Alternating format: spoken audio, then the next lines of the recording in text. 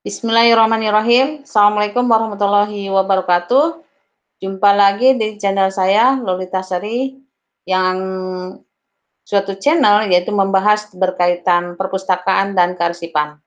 Kali ini kita akan membahas berkenan tentang repository. Apa itu repository? Repository adalah suatu wadah ya, suatu wadah penyimpanan koleksi yang dihasilkan dari karya mahasiswa, dosen maupun karyawan mungkin yang sedang kuliah. Bisa juga repositori ini dapat dikatakan sebagai tempatnya atau sebagai perpustakaan secara offline. Nah, repositori ini biasanya digunakan oleh atau dimanfaatkan oleh perpustakaan perguruan tinggi, ya itu tadi yang menghasilkan berbagai karya yang dihasilkan oleh mahasiswa. Tidak hanya skripsi, tesis, disertasi, tetapi juga bisa juga laporan-laporan penelitian ataupun jurnal, tetapi dikhususkan karya-karya yang dihasilkan oleh siswa dari perguruan tinggi itu sendiri. Oke, kali ini saya akan mencontohkan ya salah satu repositori yang ada di lingkungan perguruan tinggi yang ada di UIN Jakarta. Izinkan saya untuk men-share ya, men-share repositori yang ada di lingkungan UIN Jakarta. Sebentar, pertama buka dulu browsernya, yaitu browser Google. Ya, sebentar, kemudian di Google ini klik. Oke, nah jika misalnya teman-teman tidak tahu itu, aduh gimana ya cara untuk memperoleh atau mengakses repositori dari suatu perguruan tinggi misalnya. Dia tulis saja, karena kita sudah memahami bahwa repositori itu adalah suatu wadah penyimpanan koleksi, maka kita langsung tulis di Google repositori UIN Jakarta misalnya. Banyak itu ya tercantum ada UIN Jakarta, UIN Malang, UIN Suska, UIN Bandung, UIN Kalijaga, UIN Wali Songo, banyak ya. Nah, misalnya nih UIN Jakarta. Nah, ini ada tertulis di sini ya, paling atas, Institutional Repository UIN Jakarta, Syarif Hidayatullah Jakarta. Kita klik. Yes. Ya, bentuknya seperti ini repositorinya. Nah, ini lumayan luar biasa ya, koleksinya sangat lengkap dengan berapa ini, ada 12, 12 fakultas ya, 12 fakultas dengan satu sekolah pascasarjana yang dimulai dari ada Fakultas Ilmu Tarbiyah dan Keguruan, Fakultas Adab dan Humaniora, Fakultas Usuluddin, Fakultas Syariah dan Hukum, Fakultas Ilmu Dakwah dan Komunikasi, Fakultas Dirosah Islamiyah, Fakultas Fisiologi, Fakultas Ekonomi dan Bisnis, Fakultas Sains dan Teknologi, Fakultas Ilmu Kesehatan, Fakultas Kedokteran, dan Fakultas Ilmu Sosial dan Politik, serta Sekolah Pascasarjana. Luar biasa ini lengkap ya. Di sini ada misalnya ini paling teratas adalah jumlah koleksi yang terbanyak adalah dari Fakultas Ilmu Tarbiyah dan Keguruan, ada 10.000 lebih ya ini ya. Dan kemudian ini juga ada autornya ada Suwito, Muhammad Yanis Muja, Alek, Muhtar Ihsan dan sebagainya. Dan di sini juga terlihat ada data isunya dimulai dari tahun 2000 yang current ya, tahun 2000 sampai 2001, sampai yang old, yang tua, itu yang lama dari mulai tahun 1984 sampai 1989. Luar biasa. Dan selain koleksi-koleksi yang tersedia di fakultas, ternyata di repositori UIN ini juga ada koleksi-koleksi yang disediakan oleh pusat perpustakaan, kemudian ada pusat teknologi informasi dan pengolahan data, Pustipanda, kemudian ada e-journal State Islamic University, dan kemudian UIN Syahid Ana. Ini lengkap ya. Nah, gimana nih cara untuk menelusurnya? Mudah sekali, misalnya kita belum memahami caranya, kita tinggal aja search langsung di UIN ini.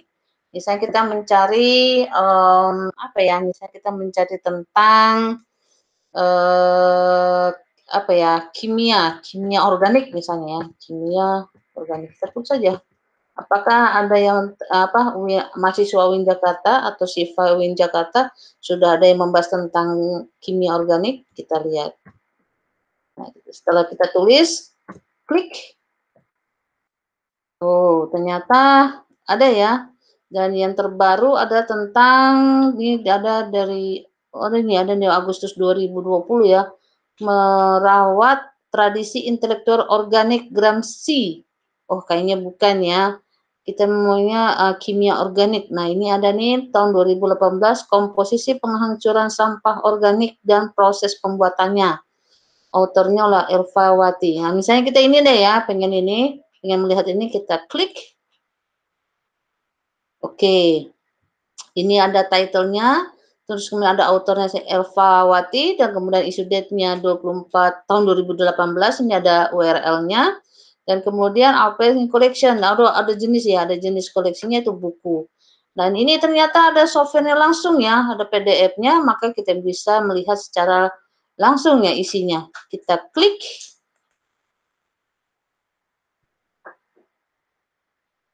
Ups, ternyata enak ya. Wow, luar biasa ini. Ini sudah bisa di-download ya, bisa di-download. Maka kita lihat saja hasil download-nya. Kita klik.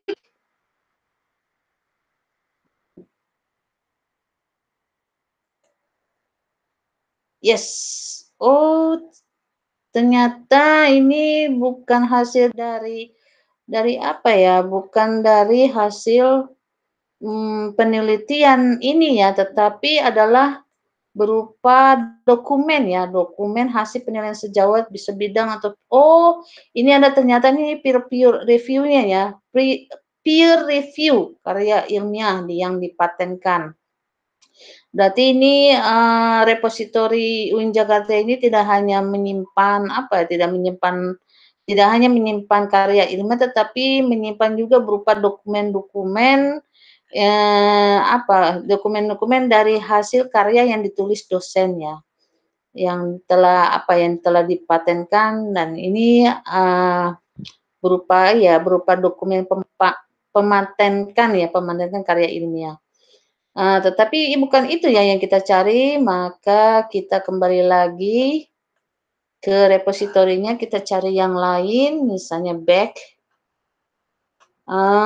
Kemudian misalnya kita cari lagi, nah ini misalnya ya, oh ini terlalu lama ya tahunnya. Misalnya ini deh ya, analisis biaya dan pendapatan usaha tani sayuran organik di Desa Cikoneng, Kecamatan Cisarua, Bogor, Jawa Barat. Kita klik. Oke, ini ada ternyata ada title-nya, ada author, terus ada pembimbingnya, ada keyword-nya, sayuran organik dan sebagainya, ada issue date-nya, ada publisher-nya. Oh, publisher ternyata dari program studi agribisnis Saintek ya, dan kemudian ada abstraknya. Nah, setelah kita baca abstraknya, oh ternyata kita tertarik, maka kita lihat saja PDF-nya adakah. Klik.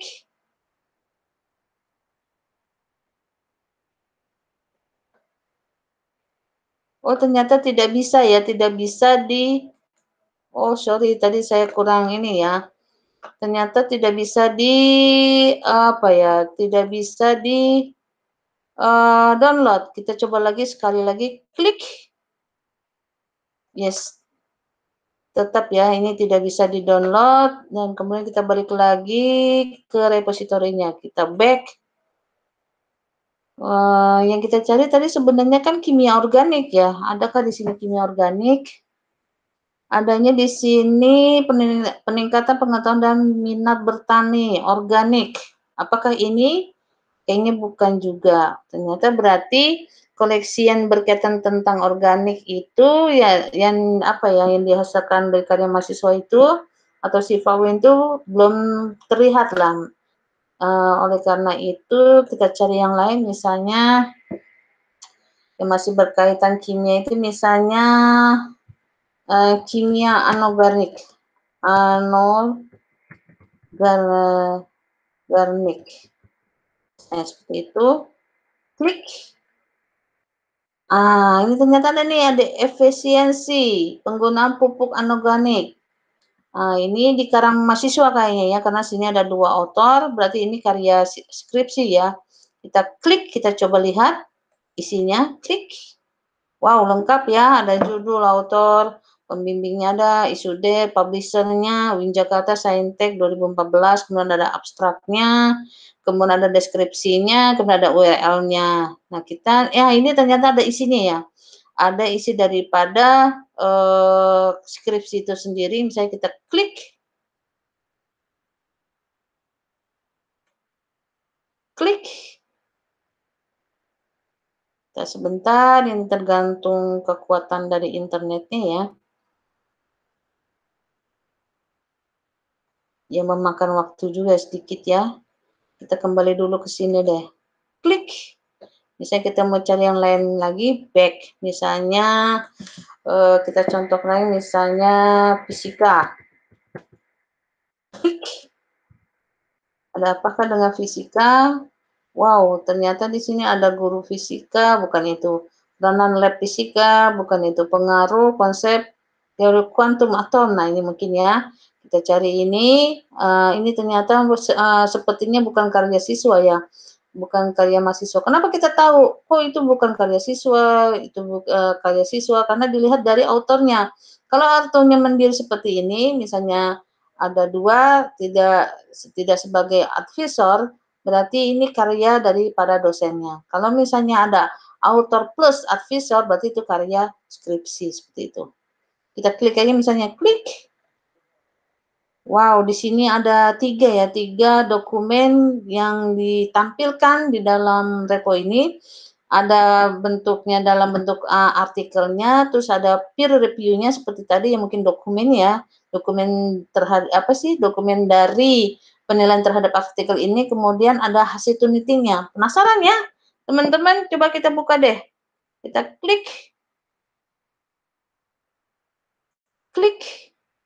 Wow, ya benar. Ini adalah dokumen dari artikel yang tadi ya, yaitu pengaruh pemahaman konsep teori kuantum, atom, dan kemampuan koneksi matematik fisika terhadap pemahaman konsep fisika.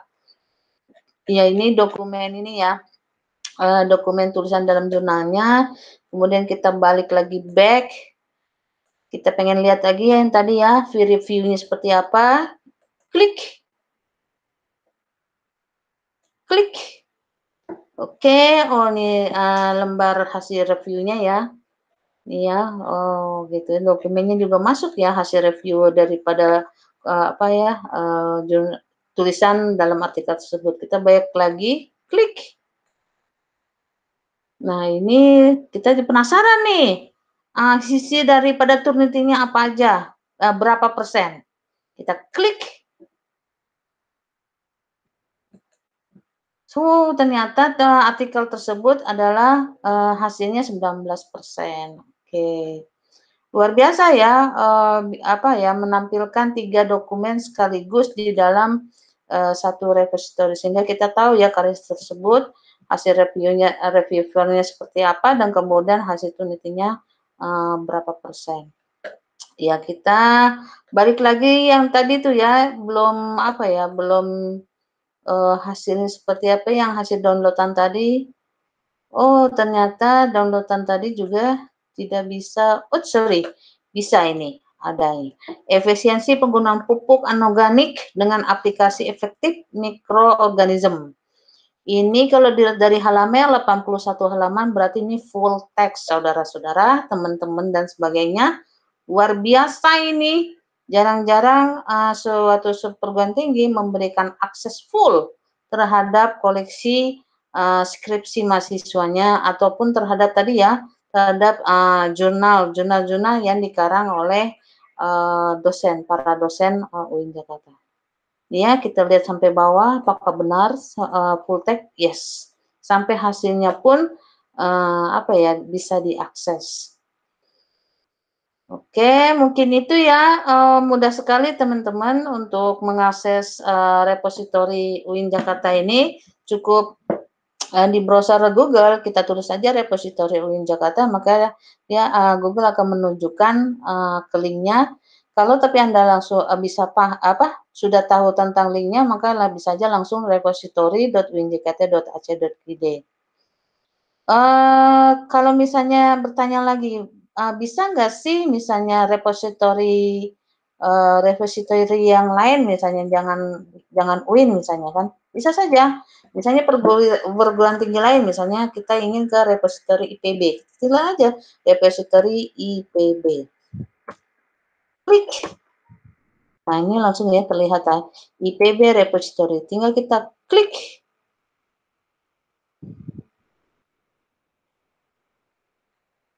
Nah, ini IPB University Scientific Repository.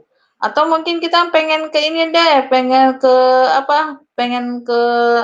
UGM, bisa langsung repository UGM. Klik. Nah, ini langsung lihat dia paling atas, tinggal klik saja nih, welcome to repository Universitas UGM, kita klik. Wih, ternyata dia error. Udah bisa, kita balik lagi ke sini, atau mungkin ini ya, tesis dissertation repository, mungkin dia mengganti atau mengubah linknya. Kita buka aja, klik. Nah, ternyata benar.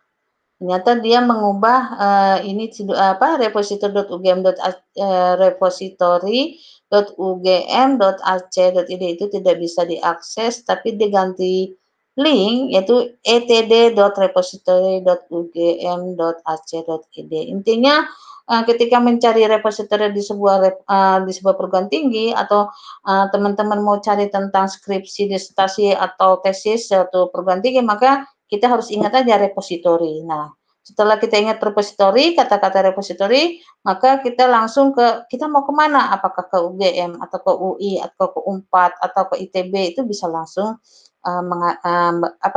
menuliskan di browser Google, nanti Google akan mengarahkan linknya. Misalnya gini, contoh sekali lagi, misalnya kita pengen ke repositori IPB misalnya, ITB ya, ITB. Ini repositori ITB, kita tulis saja ITB, enter. Nah, di sini langsung ya tertera paling atas. Nah, kita langsung klik repositori, ada tulisan ya, repositori ITB. Kita klik. Kita tunggu sebentar. Apakah bisa? Wow, ternyata belum bisa ya. Kenapa ya? Apa ini akses internetnya atau apa ini ya? Coba kita ulangi sekali lagi, penasaran? Atau kita klik aja deh ini ya, klik. Oh, ternyata tidak bisa diakses ya, repositori ITB. Kita balik lagi, back. Kita back. Nah, mungkin ini kali yang ini nih, repositori SIT TH ITB. Kita klik. Yes, ternyata ya, dia berganti link ya. Berganti link menjadi repository.sith.itb.ac.id. Nah, ini seperti ini ya, repositorinya ITB. Mungkin teman-teman bertanya lagi, bisa nggak sih mencari disertasi, tesis, skripsi di repositorinya di repositorinya perguruan tinggi luar negeri? Bisa. Misalnya kita ke mana? Oxford, repositori Oxford, misalnya Universitas Oxford, misalnya. Terus saja Oxford. Klik. Nah, ini ada nih ya, ORA, yaitu Oxford University Research Archive. Kita klik. Bentar. Nah, yes. Gitu ya teman-teman. Jadi mau dan luar negeri juga kita mau menelusuri repositori karya-karya SIFA yang ada di perguruan tinggi luar negeri juga bisa. Misalnya kita contohkan, misalnya karena bidang saya library and archive, ya tentu kita harus pakai bahasa Inggris ya. Kita tulis aja misalnya saya pengen mencari tentang literasi information berarti literasi information. Klik. Wow, ada kan? A processing speed deficit in dyslexic adult. Nah, ini ada ya. Terus atau ini nih, effective on engagement and healthy research. Ada lagi examining the rule of literacy in online health information. Nah, kalau ada tanda-tanda begini dibuka ini tanda-tanda akses ya, open access. Apakah benar open access kita buka aja. Misalnya yang ini ya. Atau ini deh, introduction to information literacy. Klik. Apakah bisa diakses? Wow, bentar.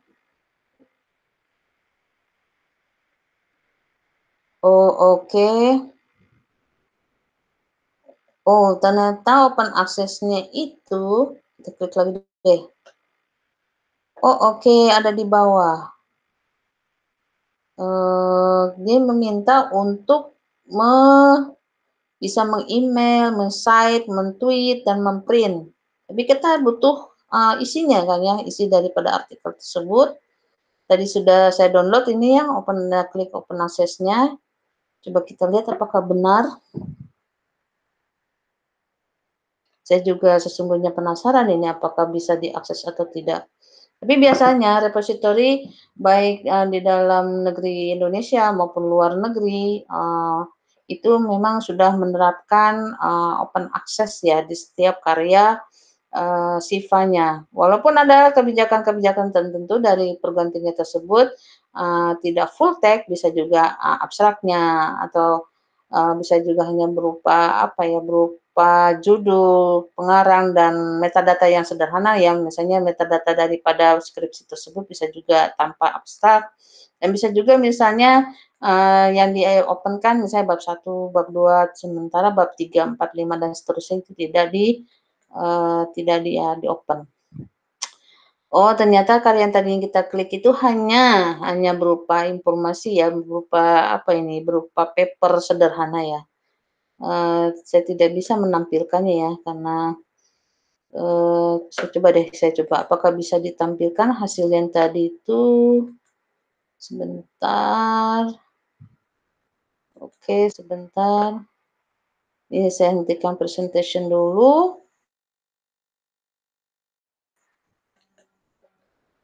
Oke, saya tampilkan yang tadi hasilnya, hasil download.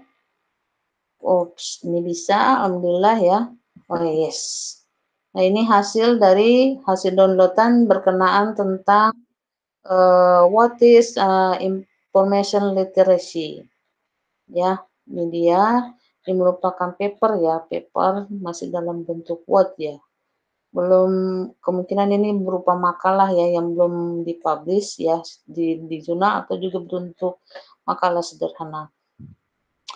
Oke, itu mungkin saya stop dulu presentasinya. Oke, itu mungkin untuk hari ini berkenan tentang repositori, dan minggu depan atau apa ya, pembahasan selanjutnya kita akan bahas berkenaan apa itu Turnitin. Itu sangat berkaitan ya antara repositori, Turnitin, jurnal, skripsi, tesis, dissertasi itu sangat berkaitan. Mungkin itu pembahasan kali ini. Terima kasih. Semoga ini bermanfaat dan Anda bisa menerapkan bagaimana sih cara untuk menelusur karya SIFA suatu perguruan tinggi dalam bentuk repository. Terima kasih. Semoga bermanfaat. Assalamualaikum warahmatullahi wabarakatuh.